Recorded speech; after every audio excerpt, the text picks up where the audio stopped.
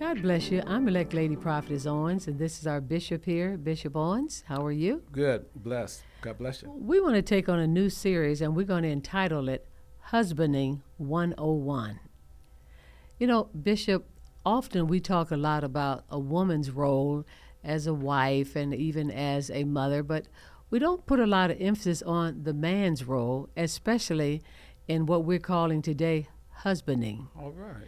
So when you think about that role, what do you think, or what kind of role does husbanding play in our society or lives, or what is significant about that? You may want to start by just telling us, what does it mean to be a husband?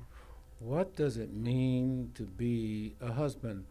Other than the obvious, it means that a man has made up his mind that there is one woman that he wants to have beside him for the rest of his life. That's a heavy statement. Yes. If he does not approach it with that value, then we can't get into husbanding. We may be into what's called, in today's society, partnering, being a partner, or some type of joint venture. And the lowest level would be a roommate. But if we're going to talk about husbanding has to be the highest level of commitment in a relationship between, quote unquote, a man and a woman. That has to be the foundation for husbanding. Wow. It has to be that level of commitment, or else it's a roommate or it's just a partner. That's good. I noticed, Bishop, we're calling it husbanding with the ing, which means a continuation, which means to be a husband is not a one day or a seasonal thing, but it has to be a continuous thing. It's something that you work on continuously because we're calling it husbanding and not just a husband.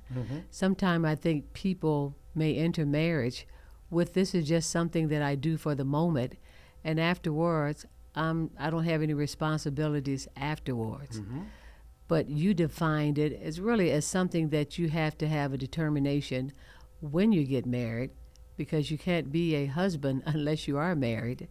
But it has to be a focal point in your life as to something that you intend to do for the rest of your life. Right. Well, just the fact that you put the emphasis on ing, and I think the ing is important because we lay the foundation of it is about the highest level of commitment, the highest. For a man to be a husband, his wife is above occupation, aspirations. When he is willing to commit to a person at the highest level, it does require an ing. And we learned in grade school that ing means action. It means doing, action. And if commitment does not have action, if commitment does not have ing to it, then he cannot fulfill the full role as a husband. If a husband is only a person that is committed vocally, they make precious vows, but there's no ing, there's no working it out, he'll never achieve the status, the level, or even the label of a husband.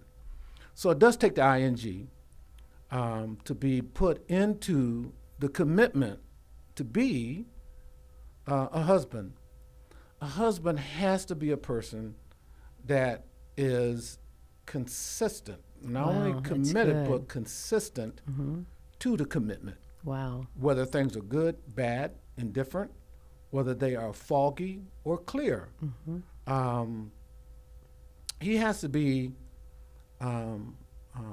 committed not to a fair weather relationship, because relationship has seasons and storms. And in the midst of that season and storm, in order to be a husband or to do the husbanding, he has to have a commitment that I'm here regardless.